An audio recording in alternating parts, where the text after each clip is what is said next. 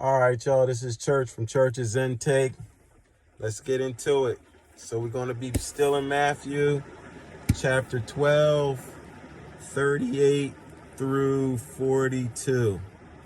It talks about, the Pharisees, the evil generation always tries to seek signs to see if they, can change things and typically change their way of living at the end, and God's not like that. He doesn't do that. So that's why the Pharisees used to ask Jesus, when would the times of the signs be? So basically, so they can have a one-up, and God always talked in parables to them. So let's get into it. Then certain of the scribes and of the Pharisees answered, saying, Master, we would see a sign from thee. But he answered and said unto them, An evil and adulterous generation seeketh after a sign, and there shall no sign be given to it, but a sign of the prophets Jonah, of as Jonah was 3 days and 3 nights in a whale's belly, so shall the Son of Man be 3 days and 3 nights in the heart of the earth. The man of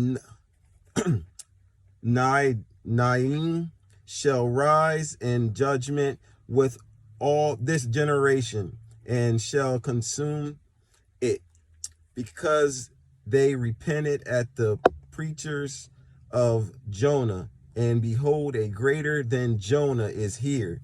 The queen of the south shall rise up in the judgment with this generation, and shall condemn it.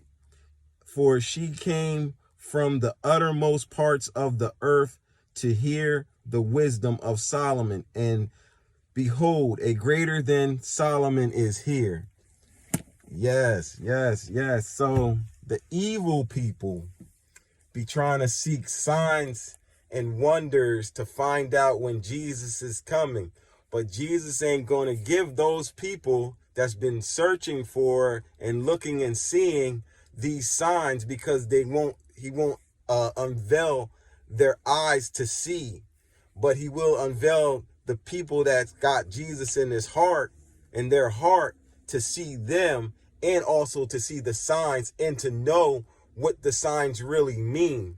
Like, a lot of people think that we in the book of Revelation and we about to have World War III and this is it. And the true believers of Christ know that this is not it. This is the end of wickedness for sure. And they're actually under judgment as we speak right now.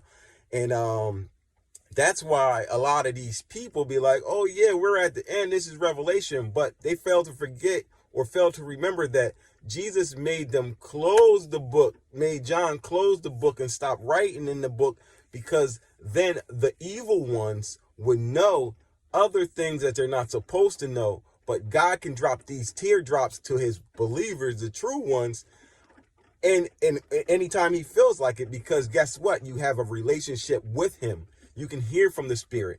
The Spirit does not come and talk to you as like a regular voice. It's not loud. So you have to actually learn how to adapt to hearing the voice of the Spirit. But if you don't have a relationship with Christ or the Comforter, meaning the Spirit, the Ruach HaKodesh, you won't be able to get these key notes. And guess what? He gives you vast notes so you can operate in such a way to be able to maneuver around these type of people that's asking for these signs and wonders.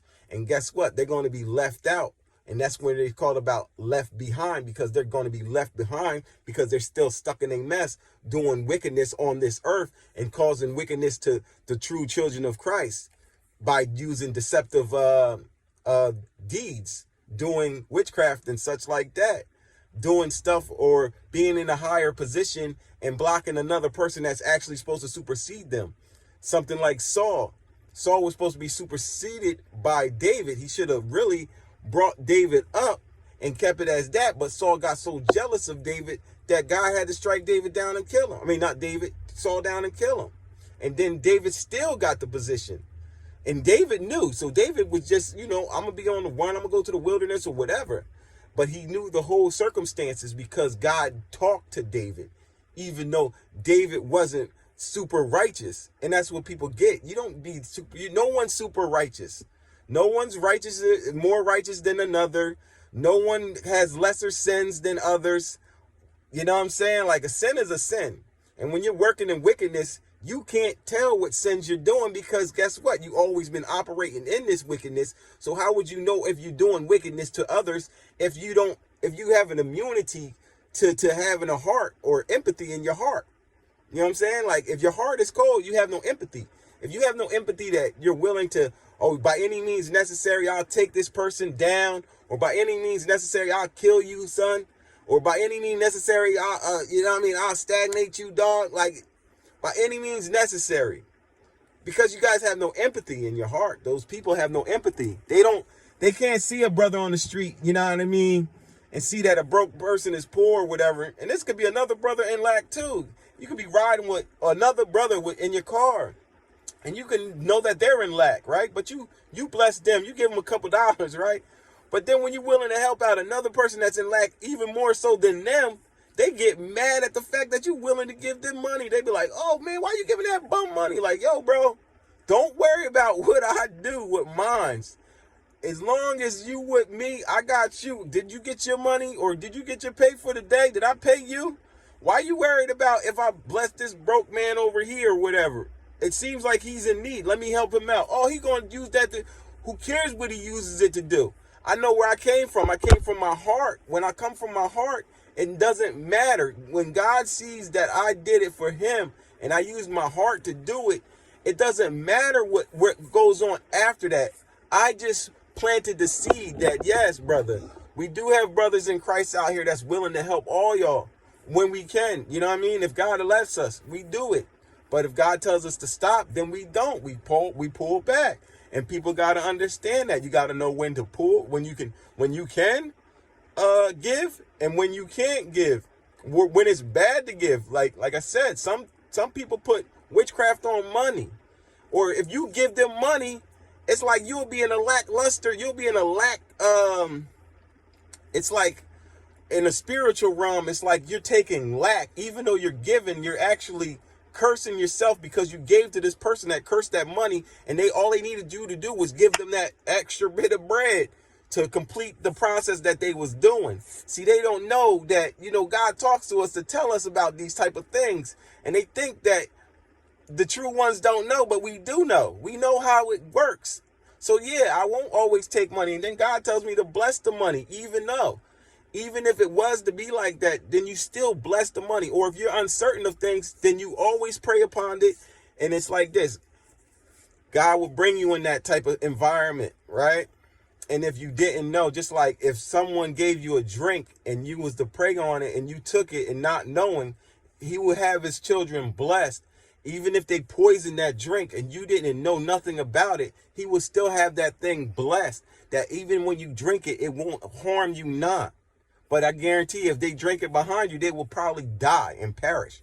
You know what I'm saying? Like, there's so many different things. Like, people don't know the covering that God has on the blinded. Like, the ones that are blinded, yes, you're covered. You're truly covered from a lot of wickedness that a lot of people be trying to do. But the real ones that's awoke right now, we know what y'all do. We know how to move around you. We know how to move with you. And it is what it is, because, I mean, I be in that environment that I do kind of have to move with people that, are wicked, real wicked, more so than the people that think they warring against me now, thinking that, no, y'all ain't no wicked ones, man. I know these real ones out here that try to go ham. They'll give you presents or whatever, new items and everything. And you are not knowing in your subconscious or just your normal setting and your mindset being on the 3D realm, thinking that, oh yeah, this person's giving me a gift. But that gift right there can be the demise of your whole operation of everything. And you have to know that we are living in that time. So basically, yeah, in the book of Revelations, to me, it's like, yeah, you get a revelation on how wicked people can be, how wicked people are and how they've been moving. They've been moving in this wickedness like this for years. And some of them are so lost in the sauce of it that they can't do nothing. Even when you defeat them, they got to keep on going because they already under contract. And the contract says, if I can't, yeah, you just doing repetitious garbage. It ain't even doing nothing. You know what I'm saying? It's like, yo, but you know, it's because we wrestle not against flesh and blood, y'all. We wrestle against principalities, people in strong places, you know, people that's actually in control of things. And then guess what? Some of these people are truly, truly wicked. And they have the authority, but their authority is taken down because God's saying, this is my land. And this is what I'm going to do. And I'm going to raise up my people the way that we are. We're going to take down all these strongholds, dog. Everybody's chains is breaking nowadays, dog. No one holding nothing. You can't stop nobody in this time. And it's a glorious time. So be proud. Be happy that, you know what I mean, people trying to war against you, because that means that you something. You know what I mean? The devil knows that you're a threat. You're a real threat. And if you're a real threat, he want to take you out of here. And he know he can't take you out of here. He got to abide by how you move. And then you set your boundaries to make sure they stay in line after the fact. If you keep them, you know what I mean, you always forgive them all. But if you keep them in your stable, or you make them move in a way that they can't be in your stable, because God's going to be letting you know, do you really want that one there? Do you really need that one there? He'll be like, no, you can't have this one there. You know what I'm saying? Are you willing to deal with this? And it's like, nah, I'm willing. I want to go to the highest level I can be. So sometimes you gotta do this walk alone first. You got to get to your plateau first, and then you can help others. You don't help nobody but yourself, and let God use you to get to the level you need to get to, and then you can come back and help others. Just like Moses, he trained Moses up, and then he came out and gave him the Exodus, you know what I mean, with the people. That's how it goes. They don't play your lane. You make them play your lane. You tell them where they need to be, not how they want it to go. No. They've been warring against you. So they don't got no say in nothing. They actually beneath you. They have to listen to what you say, your demands, and how you want it to go. And it's just that. And when you got them barriers up, they know what time it is. So let's get it. I know people try to take down. Look, I'm only just starting, and people trying to take down some of my content. So you already know I make the devil tremble. I make him tremble, baby. You already. Subscribe to Church's Intake, y'all. Let's grow. Because I got these notes, and I can tell people notes on demand. I can tell them on email me or whatever, because I can't just be saying all of this stuff over the air. You know who controls the air? The devil is the king of the Lord of the air, the Prince of Air. That's why you're on air. People don't even know it. You're on devil time. This is his time. He reigns on all these avenues. He's on air. The Prince of Air. That's the devil. So subscribe to Church's Intake, y'all. Let's grow.